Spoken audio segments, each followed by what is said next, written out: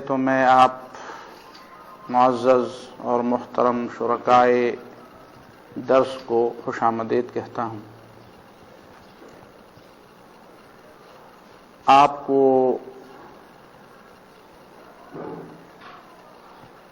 ایک طرف تو خوش آمدید کہنے کی ضرورت ہے بھی نہیں، اس لیے کہ آپ میں سے ہر ایک شخص خود اللہ کے دین کا سپاہی ہے، اور یہ آپ ہی کا کام ہے جس کے لیے آپ یہاں پہ تشریف لا چکے ہیں۔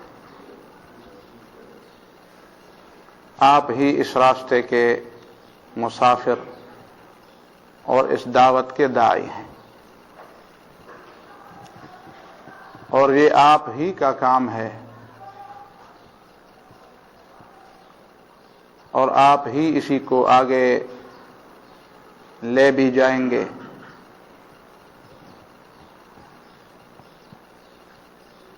درس کے حوالے سے میں صرف ایک بات آپ کے سامنے عرض کروں،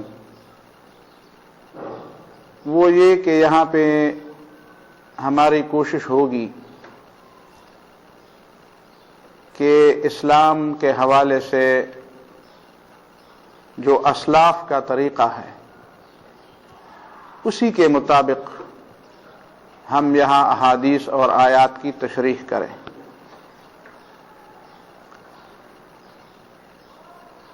یہ صحیح ہے کہ زمانے کے لحاظ سے کچھ نئی چیزیں تو آ جاتی ہے اور ان کو حل بھی کرنا پڑتا ہے، لیکن قرآن اور سنت کو کسی محدود دائرے میں، کسی انسانی عقل کے دائرے میں محدود کرنا درست طریقہ نہیں ہے، اور ہم کوشش کریں گے کہ ایسے طریقے سے اجتناب کریں۔ عقل انسانی قرآن اور سنت کی سمجھ کے لیے تو ہے، لیکن قرآن اور سنت کو محدود کرنے یا اس میں کوئی کمی یا اضافہ کرنے کے لیے نہیں۔ اس اشارے کو شاید آئندہ ہم تفصیل کے ساتھ پھر واضح کر دیں گے، اگر ابھی یہ اشارہ مجمل ہے۔ دوسری بات میں یہ عرض کروں کہ اس درس کی ضرورت اگرچہ کچھ لوگوں کے ذہن میں تو نہیں ہوگی، اس لیے کہ الحمدللہ دروس تو ہو رہے ہیں اور اللہ تعالیٰ سب میں برکت عطا فرمائے، لیکن بہرحال میں سمجھتا ہوں کہ ایک سنجیدہ مجلس میں امت کے مسائل اور اس دور کے جو فتنے ہیں ان سے درست طریقے سے واقفیت ہم پہنچانے کے لیے، جس پہ کوئی قدغن نہ ہو، اسی سلسلے کی یہ ایک کڑی ہوگی۔ میں ادارے کی بات اس وقت نہیں کروں گا، اس لیے کہ ہم نے دعوت نامے میں ادارے کی بات نہیں کی تھی، اور جب کوئی ایسے حالات پیدا ہو جائیں گے تو پھر انشاءاللہ ادارے کے خد و خال بھی بیان کر لیں گے، لیکن فی الحال ہم اپنے آپ کو صرف درس کی حد تک محدود کرنا چاہتے ہیں۔ یہ کب تک ایسا ہوگا یہ حالات پہ منحصر ہے کہ کب ہمیں یہ موقع ملتا ہے کہ ہم کسی ادارے کی ابتدا کر لیں اور اس کے بارے میں اعلان کر لیں، اور اس ادارے کے پھر خد و خال کیا ہوں گے، اس کی پوری تفصیل کیا ہوگی، وہ انشاءاللہ اس وقت رکھیں گے جب ہم اسی نام سے لوگوں کو بلائیں گے۔ فی الحال چونکہ ہم نے ساتھیوں کو صرف درس کے لیے بلایا ہے تو یہ سلسلہ انشاءاللہ دروس کا چلتا رہے گا۔ میری رائے یہ ہے کہ یہ دروس ہفتہ وار ہوں۔ درس کے بعد پھر آپ شرکاء میں سے یہ بات طے ہوگی، آپ ہی طے کریں گے کہ اس کے لیے کون سا دن، کون سا وقت موزون ہے، اور آیا یہ ہفتہ وار ہو یا ہفتے میں 2 مرتبہ ہو یا 2 ہفتے میں 1 مرتبہ ہو، یہ بعد میں آپ طے کر لیں گے، اس لیے کہ آپ ہی کی سہولت مد نظر رکھا جائے گا۔ اس مختصر تمہید کے بعد میں نے جو حدیث اس درس کے لیے آج اس کا انتخاب کیا ہے اس حدیث میں رسول اللہ صلی اللہ علیہ وسلم سے جو روایت حضرت زید بن ثابت کی ہے کہ سمعت رسول اللہ صلی اللہ علیہ وسلم یقول نضر اللہ امرأ سمع منا حدیثا فحفظه حتى يبلغه فرب حامل فقه إلى من هو أفقه منه ورب حامل فقه ليس بفقيه او كما قال صلی اللہ علیہ وسلم۔ یہ روایت سنن ابو داود کی ہے اور سنن ترمذی کی ہے۔ حضرت زید بن ثابت روایت کرتے ہیں کہ رسول اللہ صلی اللہ علیہ وسلم کو میں نے یہ فرماتے سنا کہ نضر اللہ امرأن، اللہ تعالیٰ اس شخص کو تر و تازہ رکھے، سمع منا حدیثا، جس نے ہماری ایک بھی بات سنی، فحفظہ، پس اس کو یاد کیا، اس حدیث کو یاد کیا، اس بات کو اس نے یاد کی، حتی یبلغہ، اس وقت تک اس کو یاد رکھا جب تک کہ وہ اسے دوسرے تک پہنچا چکا، دوسرے تک پہنچانے تک اس کو یاد رکھا۔ اس کا معنی یہ نہیں ہے کہ پھر اس کو بھول گیا، لیکن کم از کم اس حد تک تو یاد کیا کہ وہ دوسرے کو پہنچائے۔ فرب حامل فقہ الی من هو افقہ منہ، دوسرے کو پہنچانا اس لیے ضروری ہے کہ بارہا ایسا ہوتا ہے کہ جس آدمی کے پاس علم ہو لیکن اس کو علم نہیں ہوتا کہ میرے پاس علم کی کوئی چیز ہے۔ حامل فقہ غیر فقیہ، فقہ کا حامل تو ہے، فقہ کا بار تو اس کے اوپر پڑا ہے، لیکن اس کو نہیں معلوم کہ میرے پاس کتنا علم ہے، کتنا علم کی بات ہے۔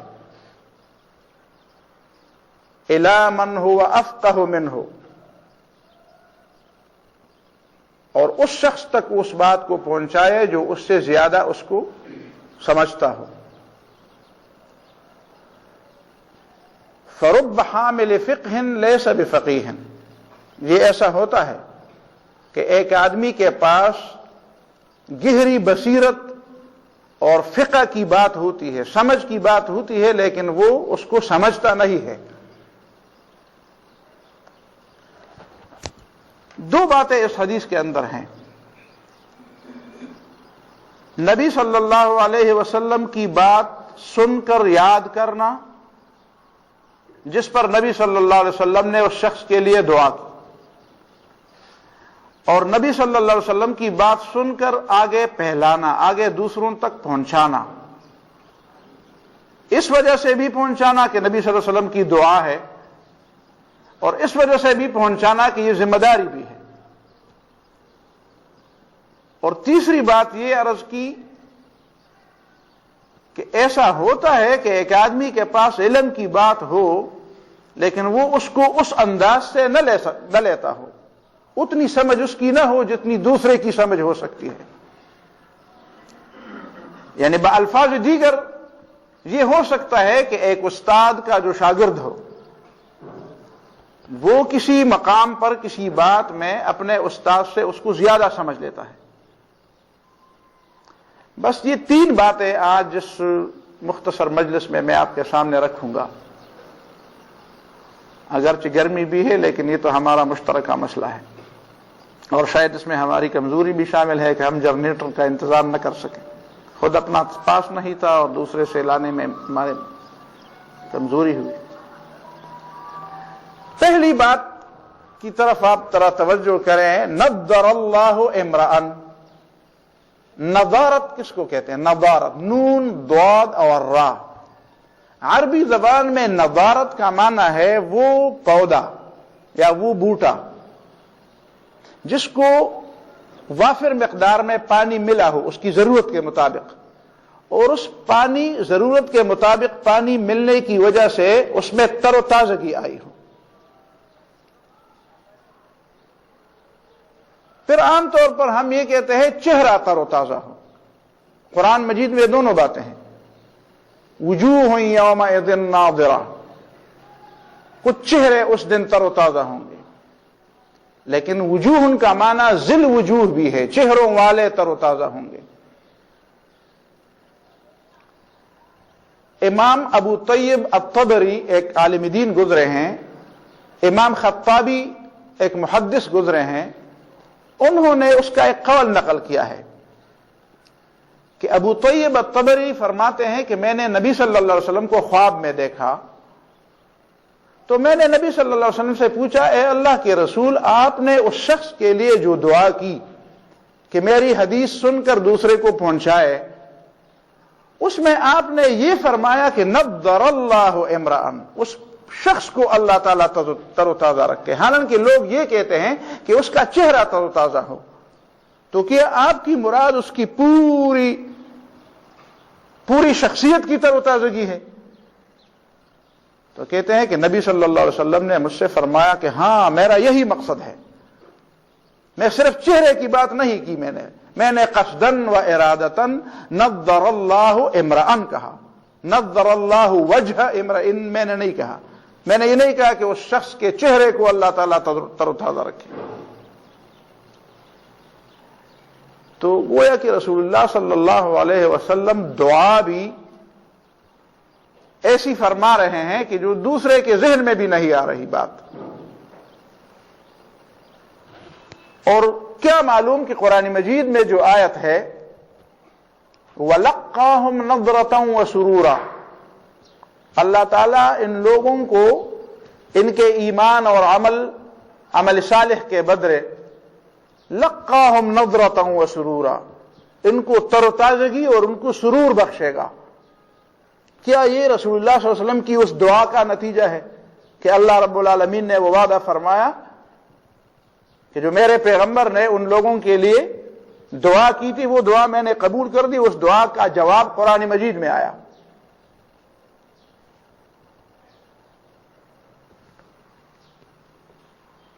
یہ تر و تازگی دنیا میں بھی ہو سکتی ہے اور آخرت میں بھی. ایک دوسرے محدث ہیں، وہ فرماتے ہیں کہ میں نے جب بھی حدیث کے طالب علم کو دیکھا ہے مجھے اس کے چہرے میں ایک نور نظر آتا ہے. جو شخص بھی کسی راستے جاتے ہوئے اس نیت سے اس راستے جا رہا ہے کہ میں ایک حدیث اس کو سمجھ رہا ہوں، اس کو سیکھ رہا ہوں، تو کہتے ہیں کہ میں اس کے جسم، میں نے اس کے چہرے کے اندر ایک تازگی دیکھی. یہ شاید رسول اللہ صلی اللہ علیہ وسلم کی اس دعا کا اثر ہے. اور وہ چہرے کی تازگی وہ ایمان کی ایک نشانی ہے، ایمان کی نشانی. دنیا میں بھی وہ تازگی اور آخرت میں تو اللہ تعالیٰ نے وعدہ فرمایا ہے. اور رسول اللہ صلی اللہ علیہ وسلم کی دعا میں یہ نہیں ہے کہ یہ دنیا میں ہو کہ آخرت میں ہو، اس کا معنی یہ ہے کہ وہ دونوں جہانوں میں. نضر اللہ امرأن، دنیا میں بھی وہ تازگی اس کو ملے اور آخرت میں بھی اس کو تازگی ملے. یہ تو ایک بات ہے. اس تازگی کا مطلب محدثین نے حسن اخلاق بھی بیان کیا ہے. حسن اخلاق، جس طرح عبداللہ ابن مبارک فرماتے ہیں کہ حسن اخلاق کے 3 معنی ہیں. طلاقت الوجہ، چہرہ حشاش بشاش ہو، دوست سے مل کر اس کو یہ تاثر دے کہ تیرے ملنے سے میں خوش ہوا. یہ حسن اخلاق میں بھی شامل ہے. تو حسن اخلاق حدیث پر عمل کرنے کا نتیجہ ہونا چاہیے اور حدیث سننے کا نتیجہ ہونا چاہیے. گویا کہ بالفاظ دیگر حدیث یاد کرنے کا سب سے زیادہ فائدہ خود اپنے آپ کو ہونا چاہیے. اور یہ ایک چھوٹا سا نقطہ ہے کہ عام طور پر ہمارے ہاں یہ کمزوری ہوتی ہے جو بیان کرنے والے لوگ ہوتے ہیں. چونکہ ہم خود بیان کرنے والے ہیں تو اپنی کمزوری کا پتہ ہے. وہ یہ کہ جب کوئی نقطہ سامنے آ جاتا ہے تو ہمارے ذہن میں فوراً یہ بات آتی ہے کہ اس نقطے کو لوگوں کے سامنے بیان کریں گے. اور بہت کم ایسا ہوتا ہے کہ نقطہ سمجھ میں آ جاتا ہے تو یہ بات بھی ساتھ ذہن میں آ جائے کہ اس کو خود اپنے آپ پر اور اپنے عملی زندگی میں اس کو اپنانے کی کوشش کریں گے یا اس کی ضرورت ہم محسوس کریں. یہ بہت کم ہوتا ہے اور یہ عالمیہ ہے. حسن اخلاق یہ اپنانے کی چیز ہے، بیان کرنے کی چیز بعد میں ہے. دوسری بات جو یہاں اس حدیث میں بیان ہوئی ہے وہ یہ ہے کہ سمع منا شیئا، اللہ تعالیٰ اس شخص کو تر و تازہ رکھے جس نے ہماری ایک بات سنی. اب دیکھیں احادیث مسموعات کے قبیل سے ہیں، اسی وجہ سے آپ دیکھتے ہیں احادیث کی کتابوں میں کیا ہوتا ہے. حدیث جب آپ دیکھتے ہیں تو محدث کہتا ہے حدثنا فلان قال حدثنا فلان قال حدثنا فلان. وہ ایک مشہور قاضی ہے، غالباً کوفہ کا قاضی رہا تھا، وہ یحییٰ بن اکثم، قاضی یحییٰ. تو لوگ اس کے بارے میں عجیب عجیب باتیں کیا کرتے تھے. وہ جب فوت ہوا تو اس زمانے کے ایک دوسرے عالم نے اس کو خواب میں دیکھا. یہ خواب بیان کرنا زیادہ وہ نہیں، لیکن اس خواب میں ایک حدیث ہے اور میں حدثنا کے لیے اس کو بیان کر رہا ہوں. تو اس کو خواب میں دیکھا تو اس سے پوچھا تمہارے ساتھ کیا معاملہ ہوا؟ اس نے کہا اللہ تعالیٰ نے مجھے اپنے سامنے کھڑا کیا اور مجھے کہا یا شیخ السوء، برے بوڑھے آدمی، لولا شیبتک لاحرقتک بالنار، تمہارے یہ سفید بال نہ ہوتے تو میں تمہیں دوزخ کے عذاب کا مزہ دیتا. تو کہتے ہیں کہ میں بے ہوش گر پڑا، پھر مجھے اٹھایا گیا، پھر کھڑا کیا گیا، پھر اللہ نے مجھے فرمایا یا شیخ السوء، برے بوڑھے، لولا شیبتک لاحرقتک بالنار،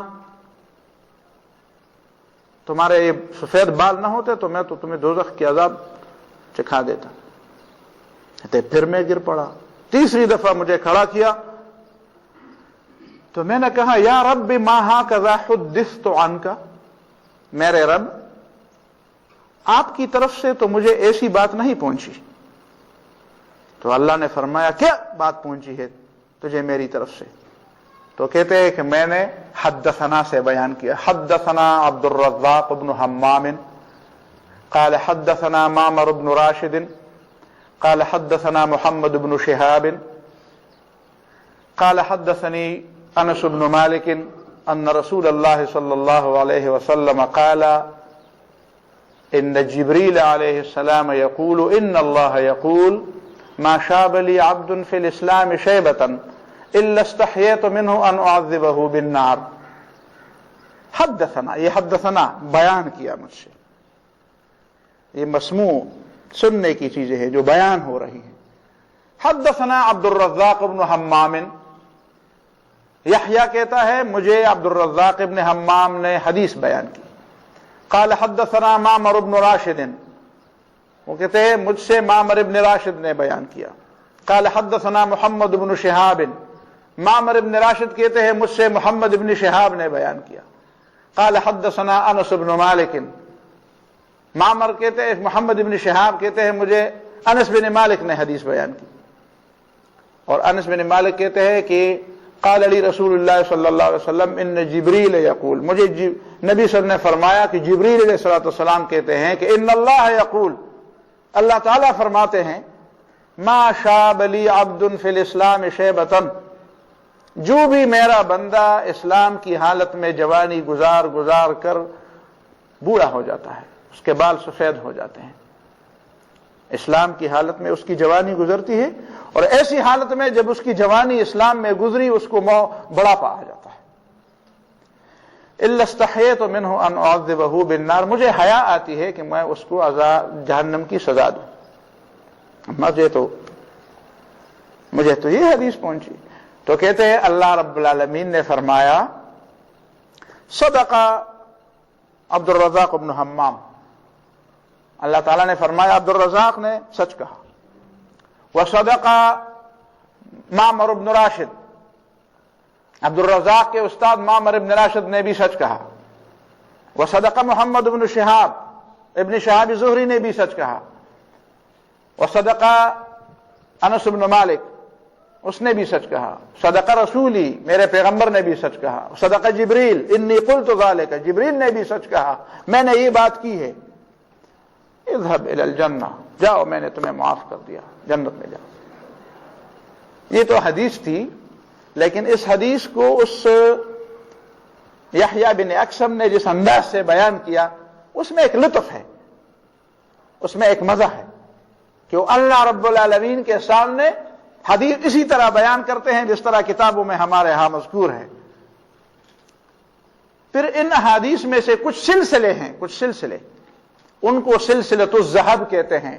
یہ سونے کی زنجیر کی کڑیاں ہیں. کچھ راوی ہیں، کچھ احادیث کے بیان کرنے والے ہیں، ان کے بیان میں پھر کوئی بات نہیں کرتا کہ جب یہ ہے، یہ شاگرد ہے اور یہ اس کا استاد ہے، تو اس کو سلسلے ذہبیہ. یہ انشاءاللہ احادیث کے علم میں آپ کے پاس یہ چیزیں آئیں گی. تو سمع منا شیئا، یہ میں نے اس لیے یہ بات کی کہ دو قسم کے الفاظ ہیں. ایک سنت کا لفظ ہے، ایک حدیث کا لفظ ہے. حدیث کا لفظ چونکہ سننے اور سنانے کے لیے ہے، تو ابھی تک یہ سننے سنانے والا سلسلہ چل رہا ہے. وہ سب نبی صلی اللہ علیہ وسلم سے آج تک وہی سننے سنانے کا سلسلہ چل رہا ہے. اور اس سے فقہی مسائل کے استنباط کی بات بھی اس حدیث میں ہے کہ صرف سننے سنانے اور الفاظ یاد کرنے نہیں ہیں، بلکہ اس تک پہنچاؤ، شاید وہ تم سے زیادہ جاننے والا نکلے. تو ایک بات یہ. دوسری بات سنت کے لفظ کی ہے. سنت کا لفظ طریقہ، الطریقۃ المسلوکۃ فی الدین، دین میں جو طریقہ رائج ہے، اس پہ عمل ہو رہا ہے. یہ ان لوگوں کے سوال کا جواب ہے جو کہتے ہیں کہ اگر حدیث ہم پہ لازم ہے کہ اس کو سمجھے اور اس کو سیکھے، تو کس کتاب سے سیکھے؟ کون سی کتاب ہے؟ اگر تم ایک بھی کتاب کو اٹھاؤ تو اس میں کوئی بات نکال لیتے کہ اس میں تو فلان نے کہا کہ یہ حدیث بھی اس میں کلام کیا گیا ہے. تو کون سی ایسی کتاب ہے جو بالکل اتھنٹ، جس میں ایک بھی ادھر ادھر کی بات نہ ہو؟ حالانکہ یہ سوال جو ہے، یہ اگر بدنیت ہی نہیں تو کم از کم یہ تو آدمی سمجھ سکتا ہے کہ نیک نیتی بھی نہیں. کیا رسول اللہ صلی اللہ علیہ وسلم نے اپنی سنت اور اپنی احادیث کے بارے میں یہ فرمایا کہ میری سنت یا میری حدیث جو فلان کتاب میں ملے وہ پڑھو اور وہ یاد کر لو؟ یا یہ فرمایا کہ میری حدیث یاد کرو، میری سنت پر عمل کرو؟ یہ تو نہیں فرمایا کہ کتاب میں ہو تو اس پہ، اور کتاب میں نہ ملے. کسی کتاب کا نام لیے بغیر نبی صلی اللہ علیہ وسلم نے بس حدیث کی بات کی ہے کہ ہماری طرف سے اس کو ایک بات پہنچے، وہ کتابت کے ذریعے پہنچے، وہ روایت صدور کے، روایت الصدور اور روایت السطور، لکیروں کی روایت یا سینوں کی روایت، یہ دونوں روایت ہیں. ایسی روایات بھی ہے جو سینہ بسینہ منتقل ہوتی رہی ہیں، ایسی روایات بھی ہیں جو کتابوں کے اندر، اور ایسی سنت بھی ہے جو ہم نے کتابوں سے نہیں سیکھی. میں کلاس میں بچوں سے پوچھا، آپ نے اذان کہاں سے سیکھی؟ آپ نے رمضان کے مہینے کا اور روزے کا طریقہ یہ کتابوں سے سیکھا کہ مسلمان آپ نے آنکھیں کھولی ہیں تو لوگ روزہ رکھ رہے ہیں، لوگ نمازیں پڑھ رہے ہیں، مسجدیں آباد ہو رہی ہیں، مسجدوں میں اذانیں ہو رہی ہیں. یہ کتابوں میں بھی یہ چیزیں ہیں، لیکن یہ سنت ہے، یہ ایک طریقہ ہے. صرف یہ نہیں کہ بس ایک آدمی نے بات سنی اور پھر وہ سنی ہوئی بات آگے پھیلا دی. اور وہ سنی ہوئی بات آگے پھیلانے کے لیے صحابہ نے کیا، لیکن نبی صلی اللہ علیہ وسلم نے جو دعا کی، نضر اللہ امرأ، دعا پہلے کی، وہ کام بعد میں بتایا. نضر اللہ امرأ، اللہ تعالیٰ اس شخص کو تر و تازہ رکھے، سونے کی طرح چمکا دے. آپ کو پتہ ہے عربی زبان میں انظر سونے کو کہتے ہیں. انظر، حمزہ نون ضاد اور را، انظر، الانظرین، سونا اور چاندی. سونے کی چمک کا لفظ آج بھی اردو میں مشہور ہے، چمک. تو انظر، سونے کی طرح چمکا دے، سونے کی طرح چمکا دے، جس پہ ہر کوئی متوجہ ہو جاتا ہے. اور واقعی وہ بات قبول بھی ہوئی ہے رسول اللہ صلی اللہ علیہ وسلم کی. گرے ہوئے لوگ ان احادیث کی وجہ سے، ان دین کی وجہ سے اٹھ گئے ہیں. معاشرے میں، پوری اسلامی تاریخ میں دیکھ. تو یہ دعا پہلے بتا دی اور وہ کام بعد میں بتا دیا. سمع منا حدیثا، جس نے ہماری ایک حدیث سنی. تو یہ سنی یا اس کو پہنچی. دوسری روایات میں سمع منا شیئا، ہماری طرف سے کوئی تھوڑی سی بات. سمع منا کلمتا، ایک بات. فحفظہ، صرف یہ نہیں کہ اس نے ایک بات سنی اور پھر بعد میں کبھی سالوں بعد کوئی موقع آیا اور اس نے کسی کے سامنے کوئی بات، نہیں، اس طرح کی بات نہیں تھی. فحفظہ، اس کو یاد کیا. یعنی دیکھیں صحابہ کرام احادیث کو یاد کرنے کے لیے باقاعدہ بیٹھتے تھے، باقاعدہ مسلسل. ایک دفعہ ایسا ہوا کہ حضرت ابو ہریرہ رضی اللہ تعالیٰ عنہ مسجد میں تشریف لے آئے. حضرت عائشہ رضی اللہ تعالیٰ عنہ کے گھر کی دیوار کے ساتھ ٹیک لگا کر کچھ احادیث انہوں نے یاد کرنی شروع کر دی. تو جلدی جلدی میں کچھ احادیث یاد کی اور تکرار کی، ریوائز کی، بار بار دہرائی، اور پھر اٹھ کر کسی کام کے لیے چلے گئے. اتنے میں حضرت عائشہ ام المومنین نکلی تو لوگوں کو کہا یہاں پہ کوئی آدمی تھا اور ایسے انداز سے اس نے احادیث بار بار دہرائی کہ احادیث ایسی نہیں دہرائی جاتی. آرام سے، اطمینان سے، تسلی سے ایک ایک بات کو سوچ سمجھ کر دہرائی جاتی ہے. یعنی گویا کہ احادیث کو حضرت ابو ہریرہ ان کو تو یاد تھی احادیث، ان کو تو نبی صلی اللہ علیہ وسلم نے دعا دی تھی، وہ بھولتے نہیں تھے. اور جس طرح ہم کوئی آیت یا کوئی حدیث ہمیں یاد ہو جلدی جلدی یاد کرتے ہیں، لیکن یہ جلدی جلدی دہرانا بھی حضرت عائشہ رضی اللہ تعالیٰ عنہ کو اچھا نہیں لگا. مطلب کہ اس طرح، اس انداز سے مت یاد کرو، اس انداز سے مت دہراؤ حدیث کو، بلکہ اطمینان کے ساتھ، آہستہ، آرام کے ساتھ.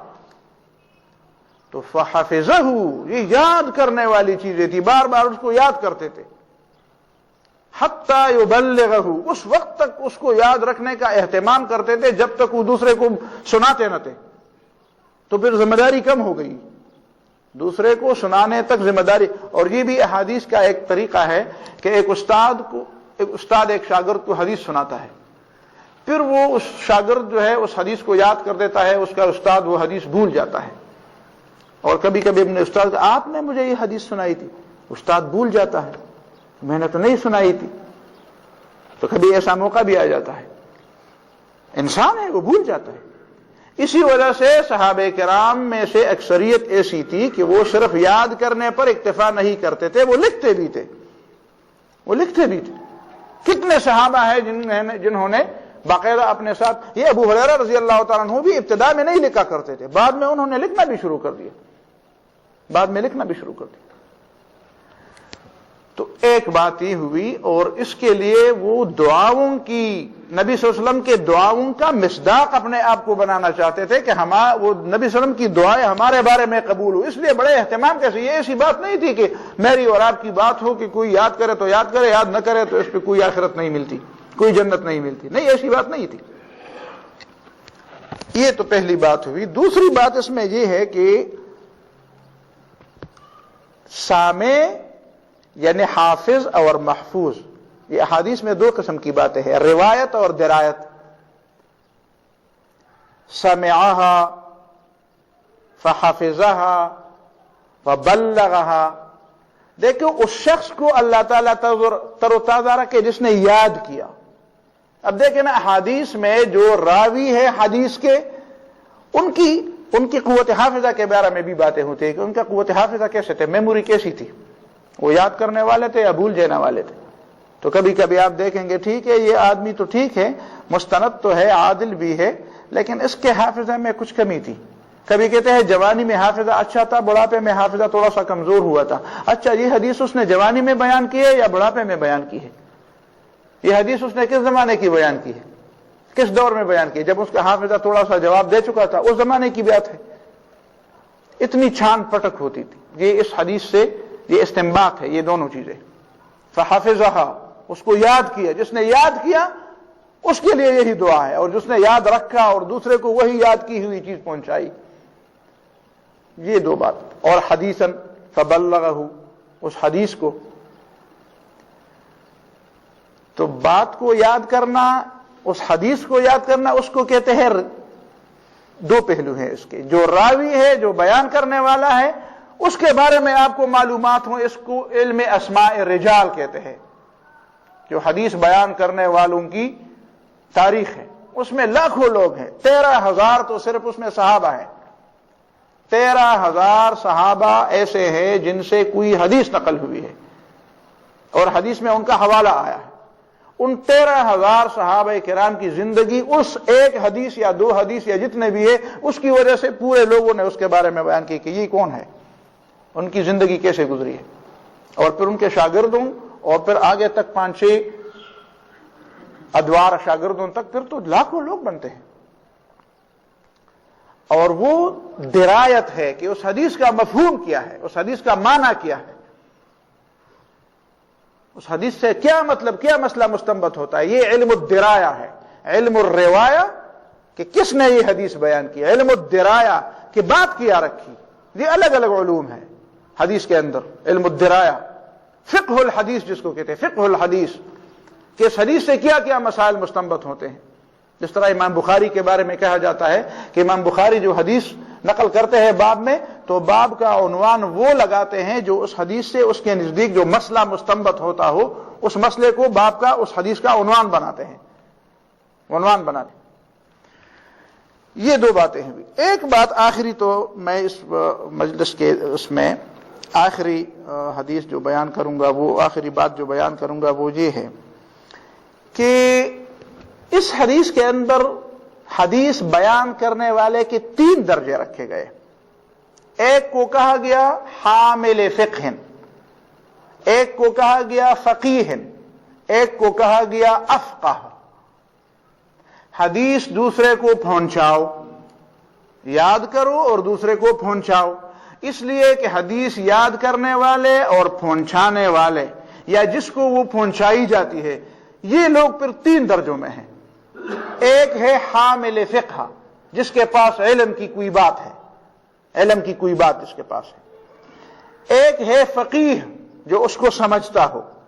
ایک ہے افقہ، جو اس سے زیادہ اس کو سمجھتا ہو. اور اس سے کتنا زیادہ سمجھتا ہو، تو اس میں بھی فرق مراتب ہے. 1 درجہ زیادہ، 2 درجے زیادہ، 10 درجے زیادہ، 100 درجے زیادہ، اس سے بھی زیادہ. تو جس نے بھی کوئی بات نبی صلی اللہ علیہ وسلم کی سنی، وہ اسی بات کو پوری کی پوری آگے پھیلائے. اس لیے کہ شاید اس کو جتنا علم ہے اس سے زیادہ اس کو علم ہو، جو اس کو آگے پھیلائے گا یا جس کو یہ حدیث پہنچے گی. اب اس سے ایک سوال ذہن میں آتا ہے، اور اس پہ میں تھوڑی سی بات کروں کہ صحابی سے جو حدیث پہنچے گی تابعی کو، اور تابعی سے پہنچے گی تبع تابعی کو، تو کیا ہم اس کا یہ معنی لے لیں کہ مثال کے طور پر ایک صحابی نے ایک حدیث سنی اور اس نے اپنے شاگرد کو بیان کی، تو کیا یہ ہو سکتا ہے کہ صحابی کا شاگرد جو صحابی نہیں ہے، وہ اسی حدیث کے بعض پہلوؤں کو اپنے استاد صحابی سے زیادہ جانے گا، زیادہ سمجھے گا؟ تو اس کا مطلب یہ کہ غیر صحابی صحابی سے علم میں بڑھ جائے گا. یہ ایک سوال ہے. پھر وہ صحابی کا جو شاگرد ہے تابعی، وہ بھی تو اس حدیث کو آگے سنائے گا، اور وہ جو آگے سنائے گا تو کیا اس کا شاگرد جو تبع تابعی ہے، یہ ہو سکتا ہے کہ وہ اس حدیث کے سمجھنے میں، اس حدیث کے مطابق تو یہ بات درست ہے کہ ایک آدمی دوسرے کو بتائے، اس لیے کہ فرب حامل فقہ غیر فقیہ، حامل فقہ ہو سکتا ہے ایک آدمی، لیکن وہ اتنا فقیہ نہیں ہو سکتا جتنا فقیہ دوسرا ہو سکتا ہے، اور دوسرا اگر فقیہ ہے تو تیسرا اس سے زیادہ افقہ ہو سکتا ہے۔ تو اس میں دو باتیں پیش نظر رہنی چاہیے، اور دو باتوں کی اگر ہمیں توجہ ہو تو یہ بڑی قیمتی بات ہے۔ پہلی بات یہ ہے کہ کلی طور پر تو صحابہ کا علم گہرا تھا، کلی طور پر تو صحابہ کا علم گہرا تھا، اس لیے کہ اس میں عبداللہ ابن مسعود کی روایت ہے، اعمقھا علما، پوری امت سے زیادہ گہرا علم رکھنے والے صحابہ تھے۔ ہندوستان کے کسی عالم سے کسی نے پوچھا تھا کہ صحابہ کرام نے اور صحابہ کرام کے شاگردوں نے تو بڑی بڑی کتابیں نہیں لکھی ہیں اور نہ حدیث کی اتنی لمبی لمبی تشریحات کی ہیں، تو کیا صحابہ کے پاس زیادہ علم زیادہ تھا یا بعد والے لوگوں کے پاس علم زیادہ تھا؟ تو اس نے تو ویسے آسان جواب دے دیا، اور اس جواب میں ایک حکمت بھی ہے۔ اس نے جواب دے دیا کہ صحابہ کرام یا اسلاف اور متقدمین جو تھے وہ برماتے تھے، اور بعد کے لوگ رنداتے ہیں۔ برمانا یعنی لکڑی کے اوپر آپ برما گھمائیں گے تو وہ اس کی تہ تک پہنچے گا، تو چاہے اس کا بورا جو ہے، بھورا اس کو کہتے ہیں یا کیا کہتے ہیں، اس کو جو خس و خاشاک ہوتی ہے وہ تو بظاہر کم نظر آتی ہے، لیکن وہ آدمی اس کی تہ تک پہنچ چکا ہوتا ہے، اور دوسرا آدمی جو بعد میں آتا ہے وہ رنداتا ہے، اور رندے سے وہ بھوسا تو بہت زیادہ جمع ہو جاتا ہے، لیکن بات پھر بھی اوپری اوپری رہتی ہے۔ تو اگر کسی کی سمجھ آ جائے تو ایک شخص بات کی تہ تک پہنچتا ہے آسانی سے۔ اس کے ساتھ ساتھ قریبی ایک بات ہے، وہ بھی آپ نوٹ کر لیں، یہ جو سورہ حامیم السجدہ کی آیت ہے، سنوریہم آیاتنا فی الآفاق وفی انفسہم، دیکھیں نا، بات صحابہ کرام سے کی جا رہی ہے اور صیغہ غائب کا استعمال ہو رہا ہے۔ صحابہ کو نہیں کہا جاتا کہ دیکھو سنوریکم آیاتنا، تمہیں ہم اپنی آیات دکھائیں گے اور تمہیں پتہ چلے گا، تمہارا یقین بڑھ جائے گا، حتی یتبین لکم انہ الحق، تمہیں پتہ چلے گا کہ یہ حق ہے۔ ان کو پتہ تھا کہ حق ہے، ان کو نہیں کہا جاتا کہ تمہیں، وَسَنُرِيهِمْ، ان دوسرے لوگوں کو جو اب تمہاری طرح نہیں ہیں، سنوریہم آیاتنا فی الآفاق، ان لوگوں کو ہم اپنی آیات سنائیں گے جو اس مرتبے پہ نہیں ہے جس مرتبے پہ تم ہو۔ مثال کے طور پر دو آدمی ہیں، ایک آدمی بالکل حرم کے قریب ہے، لیکن اچانک اس اندھیرا ہوا اور اسے معلوم نہ ہو سکا کہ قبلہ کس طرف ہے، تو اچانک اس نے کعبے کو دیکھ لیا، تو کعبے کو دیکھ لیا تو پتہ چل گیا کہ قبلہ اس طرف ہے۔ اور ایک آدمی ہزاروں میل دور ہے، تو اندھیرے میں اس کے پاس جغرافیہ کا علم ہے، اس کے پاس کمپس ہے، اس کے پاس یہ معلومات ہے، ان کے پاس قطب نما ہے، یہ ہے فلاں، تو سینکڑوں دلیلوں سے اس نے معلوم کر دیا کہ قبلے کا رخ اس طرف ہے۔ بات تو پھر وہی ہوئی نا، ایک آدمی نے اس کو دیکھ کر اسے اتنے پاپڑ نہ بیلنے پڑے، تو کیا آپ سمجھتے ہیں کہ علم اس کے پاس زیادہ ہے یا اس کے پاس زیادہ ہے؟ بظاہر تو آپ کو یہ لگتا ہے کہ اس کے پاس جو دور ہے اس کے پاس بے شمار دلائل ہیں کہ لیکن اس کی ضرورت تھی دلیل کی، اس کی ضرورت ہے کہ وہ دلائل فراہم کرے۔ اس شخص کو ضرورت نہیں تھی، بس اس نے دیکھ لیا نا، جن بے شمار دلائل کے نتیجے میں جس نقطے پر پہنچنا تھا وہ اس نقطے پر پہنچ گیا۔ اب آپ کتنے دلائل اس کے سامنے رکھیں گے کہ جی قبلہ، اب وہ کہے گا کہ جی بس آپ ہزار باتیں بھی کریں گے تو یہی ہوگا نا کہ قبلہ یہ ہے، تو میں دیکھ رہا ہوں کہ یہی ہے۔ تو یہ یقیناً ہے کہ بعد کے لوگوں کے لیے دلائل کی ضرورت ہے، اسی وجہ سے اس کو افقہ اس معنی میں کہا گیا ہے۔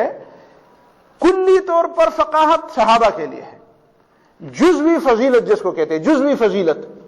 اب دیکھیں نا، انبیاء میں نبی صلی اللہ علیہ وسلم کا بڑا مقام ہے، لیکن کچھ چیزیں ایسی ہیں جو، مثال کے طور پر جو حضرت عیسیٰ علیہ السلام کے لیے ایک معجزہ ایسا ہے کہ وہ بغیر باپ کے پیدا ہوئے، یہ تو نبی صلی اللہ علیہ وسلم کے لیے نہیں ہے۔ اب نبی صلی اللہ علیہ وسلم کے لیے نہیں ہے تو کیا نبی صلی اللہ علیہ وسلم سے حضرت عیسیٰ علیہ السلام کی فضیلت زیادہ ہو گئی؟ آپ کہیں گے نہیں، جزوی فضیلت کی بات نہیں ہے، بات کلی فضیلت کی ہے، اور کلی فضیلت جو ہے وہ جزوی فضیلت کسی اور کے لیے ہونے سے اس پہ کوئی قدغن نہیں پڑتی، اس پہ کوئی قدع، اس پہ خلل اس میں نہیں پڑتا، کوئی مشکل اس سے نہیں آتی۔ تو جو اسلاف کے لیے جو علم تھا قرآن اور سنت سے براہ راست اس نے جو کچھ سمجھا، اگر ہم بے شمار دلائل فراہم کر کے اس چیز تک پہنچ جائے تو پہنچیں گے تو اسی تک جس تک وہ پہنچے تھے، لیکن ہماری ضرورت ہوگی۔ اور اسی وجہ سے رسول اللہ صلی اللہ علیہ وسلم نے ہمیں ایک پگڑی دی کہ چلو تمہیں افقہ بھی کہا جائے گا، تمہیں سب سے زیادہ سمجھدار بھی، یہ سمجھداری تمہاری ضرورت کے مطابق ہوگی، تمہاری ضرورت ہوگی، یہ دلائل فراہم کرنا تمہاری ضرورت ہوگی، اس سے تمہیں خوش ہونا چاہیے کہ ہمیں زیادہ دلائل، لیکن اس بات پر کہ نہیں مجھے جو کچھ علم ہے صحابہ کو اس کا علم نہیں تھا، تو اس کی مثال بالکل ایسی ہے کہ آدمی کہے کہ میں کمپاس سے جو قبلے کا رخ معلوم کیا، وہ جو حرم میں نمازیں پڑھتے تھے ان کو یہ پتہ نہیں تھا۔ تو ظاہر ہے کہ آپ کی بات جو سنے گا وہ یہ کہے گا کہ جو حرم میں پڑھتا ہے اس کو کمپاس کی ضرورت ہی نہیں تھی قبلہ کا رخ معلوم کرنے کے لیے۔ تو فرب حامل فقہ الی من ہو، اس میں ایک چھوٹی سی بات کا ذکر کر کے میں درس ختم کر دیتا ہوں، وہ یہ ہے کہ یہ جو ہمارے ہاں اختلافات پرانے زمانے میں بھی تھے کہ ایک محدث ہوتا ہے ایک فقیہ ہوتا ہے، کچھ لوگ ایسے ہوتے ہیں جو فقہ کی باتیں کرتے ہیں، اس حدیث کا علم نہیں ہوتا، کچھ ایسے ہیں جو، اور کچھ لوگ تو ایسے ہوتے ہیں کہتے ہیں کہ فقہ کون سی چیز ہے۔ تو اس حدیث نے ثابت کر دیا کہ حدیث دوسروں کو اس لیے پہنچاؤ کہ وہ اس کی فقہ کے بارے میں، اس کے اندر جو گہری بصیرت ہے، جو اس سے مسائل مستنبط ہوتے ہیں، اسی لیے دوسروں کو پہنچاؤ کہ وہ اس سے کچھ مسائل کا استنباط کر لے۔ یعنی گویا کہ یہ بات نہیں ہے کہ فقہاء کچھ الگ لوگ ہیں اور ان کا دین نعوذ باللہ یا ان کا طریقہ یا ان کو فالو کرنے والے کچھ اور لوگ ہوں گے اور محدثین، نہیں، جو فقیہ ہوگا وہ محدث ہوگا، اور جو محدث ہوگا وہ فقیہ ہوگا، اور صحیح معنی میں حدیث کو سمجھنے والا وہی ہے جو فقیہ ہے، اور صحیح معنی میں فقیہ وہی ہے جو حدیث کو سمجھتا ہے، اور ظاہر ہے جو حدیث کو سمجھتا ہے قرآن کو سمجھتا ہوگا۔ بہرحال اس وقت میں نے یہ حدیث اور اس کا تھوڑا سا ترجمہ یا تھوڑی سی تشریح آپ کے سامنے رکھ دی ہے، آئندہ کے لیے بھی اسی طرح ایک یا دو حدیث کو ہم لیں گے اور اس کے بارے میں کوشش کریں گے کہ اس کی تھوڑی سی تشریح ہو، اس سے انشاءاللہ العزیز علم میں اضافہ بھی ہوگا، توجہ بھی ہوگی، اور انشاءاللہ بصیرت میں بھی اضافہ ہوگا، اور اس طرح کچھ مسائل بھی وقتی طور پر جو پیش نظر ہے وہ بھی اس میں آ جائیں گے، اس لیے کہ دین اسلام جو ہے وہ صرف پرانے زمانے کی باتیں نہیں ہیں، وہ ہر دور کے مسائل کا حل جو ہے وہ پیش کرتا ہے۔ انشاءاللہ العزیز یہ ساری باتیں اس میں آئیں گی۔ اللہ تعالیٰ مجھے اور آپ کو سمجھنے، عمل کرنے اور دین کی خدمت کرنے، اس کو سربلند کرنے کے لیے جدوجہد کرنے کی توفیق عطا فرمائے۔ اللہ تعالیٰ آپ کو جزائے خیر دے، آپ کے ایک ایک قدم میں اللہ تعالیٰ برکت ڈالے کہ آپ یہاں پہ تشریف لے آئے، اور اللہ تعالیٰ آپ کے اس کوشش کو، اس یہاں پہ اس گرمی میں بیٹھنے کو اللہ تعالیٰ قبول فرمائے، اور اس بدلے ہمیں آخرت کی اور قبر کی اور قیامت کی گرمی سے نجات عطا فرمائے۔ وصلی اللہ تعالیٰ علی خیر خلقہ محمد وآلہ وصحبہ اجمعین۔ میرے خیال میں اس درس کے وقت اور تعین کے بارے میں اگر آپ کے پاس کوئی ایک اچھی وہ ہو